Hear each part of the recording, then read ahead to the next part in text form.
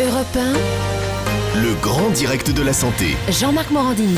En à peine 10 ans, les sites de rencontres sont devenus l'un des premiers espaces vers lesquels se tournent les célibataires qui veulent retrouver l'amour. Selon un sondage IFOP, un Français sur deux est inscrit sur un site de rencontre et a réussi à nouer une relation avec une personne rencontrée sur le web. Alors comment trouver l'amour à tout âge et en particulier quand on a dépassé 50 ans sur Internet? Vous allez nous expliquer tout ça, docteur Catherine Solano. D'abord, vous voyez beaucoup en consultation des couples qui se sont rencontrés sur Internet? Oui, je vois énormément de couples qui se sont formés sur Internet. Des fois, ils n'en parlent pas à l'extérieur parce qu'il y a encore des gens qui ont un petit peu honte, enfin de moins en moins, mais j'en vois énormément et il ne faut pas croire que c'est une rencontre un petit peu comme les mariages arrangés ou quoi. Il y a des vrais coups de foudre, il y a des gens qui m'ont dit on s'est donné rendez-vous et on a eu le coup de foudre tous les deux et on est mariés, on a des enfants par exemple. Mais il y a longtemps que ça existe, les rencontres sur Internet, non? Alors avant, il y avait les trucs de mariage, là, les agences matrimoniales, j'ai cherché le mot, les agences matrimoniales. Bon, maintenant, ça commence à faire longtemps parce que je me rappelle du premier patient qui m'a dit qu'il avait été sur Internet. C'était en 99 et je connais la date parce que c'est l'apparition du Viagra. C'est le premier patient à qui j'ai prescrit du Viagra. Et alors, il me disait, j'ai divorcé, donc j'ai très peur de rencontrer quelqu'un que ça marche pas.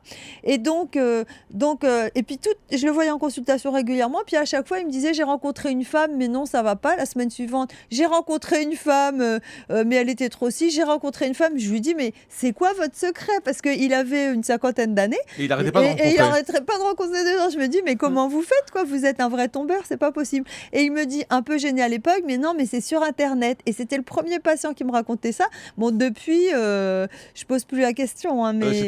Ça, c'était en 99. Alors, voilà. Comment on fait aujourd'hui, déjà, pour choisir un site de rencontre parce qu'il y en a plusieurs, on voit des pubs un peu partout. Comment on choisit? Alors, donc ça, c'est pas évident. Mais ce que je peux vous dire, c'est que donc il y a les sites les plus connus comme Mythique ou Adopte un mec ou Match. J'allais dire Paris Match. Non, pas Paris Match. C'est match.com. Hein, c'est ça, ouais. Voilà.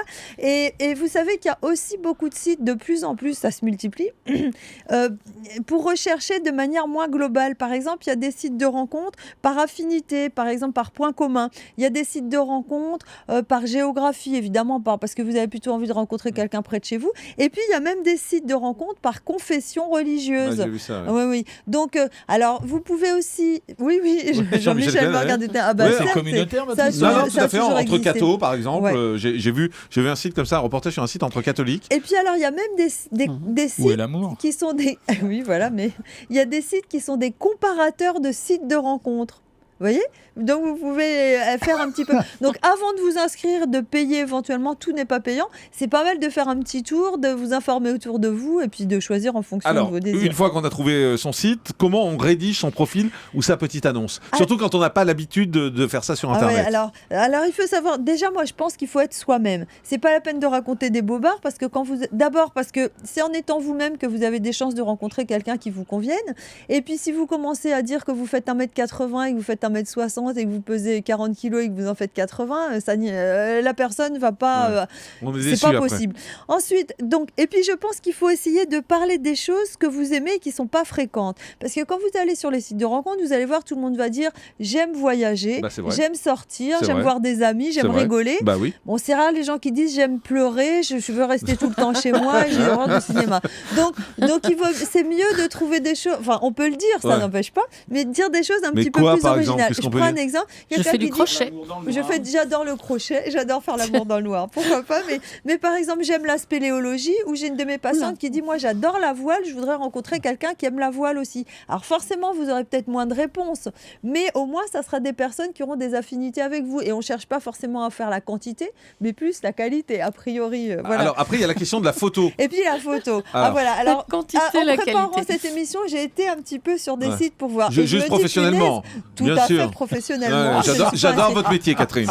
Voilà. Quand je serai grand, moi je serai Catherine Solano. Et donc, je me suis dit, c'est pas possible. Il y a des gens qui mettent des photos. Alors, soit des photos de top modèle, on se doute bien que c'est peut-être pas eux, soit des photos complètement atroces et on se dit j'ai qu'une envie, c'est de partir en courant. Donc essayez quand même de Mais il faut mettre du sexy quand on est une femme par exemple, qu'on a plus de 50 ans, il faut mettre des trucs un peu sexy ou pas? Il faut mettre genre un beau décolleté, des choses comme ça, ou il faut rester sage? En général, c'est plutôt le visage qu'on a, donc le décolleté. Non, je pense qu'il faut être vous-même. Parce que si vous mettez un décolleté, pourquoi pas, si vous êtes une personne personne tout le temps comme ça. Si vous, d'habitude, vous avez un col roulé et que vous vous dites, pour l'occasion... Ne trichons pas, quoi. Ne trichons pas, c'est surtout ça. Prenez quand même la photo, vous êtes le mieux, parce qu'il y en a, on dirait, qui se sont dit, je vais essayer de trouver la photo où je suis le plus moche, de manière à ce que les gens passent le barrage. Je ne sais pas si c'est stratégique ou si c'est une erreur. Et il faut bien réfléchir aussi à la façon de se présenter, quand même. Alors voilà, ce que je voulais vous dire, ce que je viens de vous dire jusqu'ici, on le sait plus ou moins, mais il y a des choses qu'on ne sait pas. Il y a des chercheurs qui ont rédigé des annonces en se faisant passer pour une femme pour voir quelle est l'annonce qui aura le plus de réponses. Et donc, ils ont posté 4 annonces différentes. Alors, d'abord, il y avait une base identique. Même âge, même couleur de cheveux, même hobby, aimant qu'on la fasse rire, aimant la peinture. Et ensuite, ils ont rajouté mignonne et mince, soit brillante et ambitieuse, ou soit sensuelle et passionnée, ou soit rien. Enfin, voilà. Et devinez laquelle des indications... La mince, moi je dirais. Mignonne et mince. Mignonne et mince. Non, en premier, figurez-vous, c'était brillante et ambitieuse. Ah bon ? C'est très étonnant. Et en deuxième, c'était... Parlez dans votre micro, Catherine, ça ira mieux aussi. En deuxième, c'était mince et mignonne. En troisième, rien du tout. Et en dernier, celui qui a le moins de succès, ça avait moins de succès que si vous mettiez rien, c'était sensuel et passionné.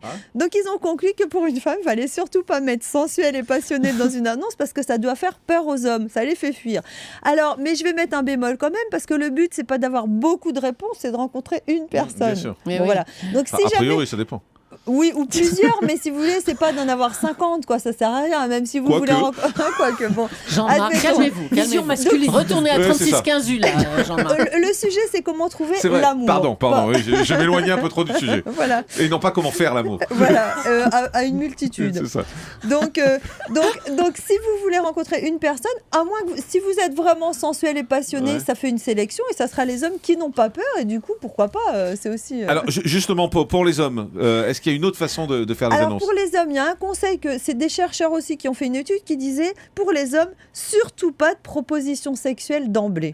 Parce que ça fait fuir au moins 10 minutes. Mais non. C'est pas non, vous pouvez attendre même moins. Que ça, disons que dans une vraie rencontre, vous pouvez même attendre moins, mais il ne faut pas que ça soit la première. D'accord. C'est ça. Et ce qui est intéressant, c'est qu'ils avaient testé même auprès de femmes libertines. Et bien même les femmes libertines, une proposition sexuelle directe, c'est niette. Il faut au moins un petit quelque chose avant. Voilà, bon, Non, oui, bon, faire semblant. D'accord, faire semblant. Je sais plus où on en est là. Moi j'ai une question à vous poser, Cohen. Catherine. Oui, j'ai un cliché dans la tête. J'ai l'impression que sur ces sites de rencontres, les femmes viennent chercher l'amour et que les hommes viennent chercher des relations sexuelles. Comment on fait ? C'est une bonne question, ça. Je pense que c'est pas vrai. Ah bon ? Parce que si vous n'imaginez pas le nombre d'hommes qui me disent « mais moi, je cherche quand même une partenaire et une compagne ». Alors, il y a beaucoup de personnes, même les femmes actuellement, qui ont une période, après une rupture, qui se disent « j'en ai marre, je vais avoir des aventures, j'ai pas vécu mon adolescence, par exemple, etc. Je vais la faire maintenant ». Mais les deux, tout le monde peut trouver chaussure à son pied dans les deux cas, je pense. Une fois qu'on a établi le contact par le biais des réseaux sociaux, il faut se rencontrer en vrai. Et là, ça fait peur. Voilà. Alors justement, comme ça fait peur, il faut se lancer très vite. Parce que faut pas trop parler pendant des semaines. Heures, quoi. Parce que moi, j'ai le cas de quelqu'un que je connais qui me disait, voilà, moi j'ai... Vous connaissez une quantité de gens, c'est quand même... Consulte quand même. Voilà, j'ai établi une relation avec une femme, vraiment, on est tombé amoureux, on s'était jamais vu, etc. Et on a décidé de se voir. Malheureusement, elle habitait à New York et lui à Paris. Donc, il est allé à New York, il dit, tant pis, c'est l'amour, je prends l'avion. Et il me dit, quand j'ai atterri et que je l'ai vu, si j'avais pu reprendre l'avion de retour 30 secondes après, je l'aurais pris. Donc vous dites, alors là c'était New York, mais même si c'est dans votre quartier, c'est pas la peine de rester sur un fantasme. C'est plus facile pour rentrer quand même. Mais juste quand même parce que moi je connais des gens qui font comme ça des rencontres sur Internet et je suis surpris parce que des fois certains disent j'ai rencontré quelqu'un, on est ensemble et je dis bon mais tu l'as rencontré ? Non. Et les gens en fait juste parce qu'il y a beaucoup de gens comme ça, juste parce qu'ils se parlent sur Internet, parce qu'ils communiquent, ils ont le sentiment de faire un couple. Oui, vous mais ils sont jamais d'accord. Non, il y a plus souvent chez les ados quand même. Mais j'entends ça régulièrement et je dis mais vous l'avez jamais vu en vrai ? Non. Et je dis mais c'est pas vraiment un couple quoi. Vous n'êtes pas dans la réalité, c'est un fantasme. Alors ça peut se concrétiser quand on se rencontre. Je dis pas que c'est toujours raté, mais quand même la présence physique, les mouvements, l'odeur. Non, mais ils ont le sentiment d'être ensemble juste parce qu'ils se parlent. C'est ça, ça veut dire quoi ? Ça veut dire, moi aussi, je connais ce genre de gens qui disent je suis en couple et je leur demandais alors ça se passe bien, etc. Ah, mais on se parle simplement. Voilà, on s'est pas encore vu. Ça veut dire quoi ? Ça veut dire que souvent les gens ont peur de la réalité et ils évitent de se confronter à la réalité. On est dans l'idéal et on est dans l'imaginaire. Rapidement, docteur Pérez, parce qu'on n'a pas fini. Non, mais je veux dire que ces rencontres sur Internet, c'est quelque chose de formidable parce qu'après 50 ans, les possibilités de rencontres, de visu sont extrêmement limitées. Et je regardais l'autre jour des statistiques qui montraient qu'il y a de plus en plus de mariages pour des seniors, en particulier grâce à ces sites de rencontres. Donc je pense que c'est vraiment un apport formidable. Juste dernier conseil avant d'aller au standard. On l'a fait où la rencontre? Dans un bar? Au restaurant? L'idéal, c'est dans un bar. Tout le monde est parce d'accord. Au moins, ça va vite. Oui, parce que. Non, mais si c'est pas bien, on peut dire au revoir. Un resto, on est obligé de se taper tout le repas. Zut, j'ai oublié un rendez-vous là. C'est ça, bah oui. Et puis alors, le conseil aussi, c'est de ne pas donner son adresse avant d'avoir rencontré quelqu'un, parce que si la personne est un peu pathologique, on ne sait jamais. Et comme dans la vraie vie, il peut y avoir des gens un peu bizarres. Si la personne a votre adresse, vous pouvez être très embêté. Europe 1, le grand direct de la santé. Jean-Marc Morandini.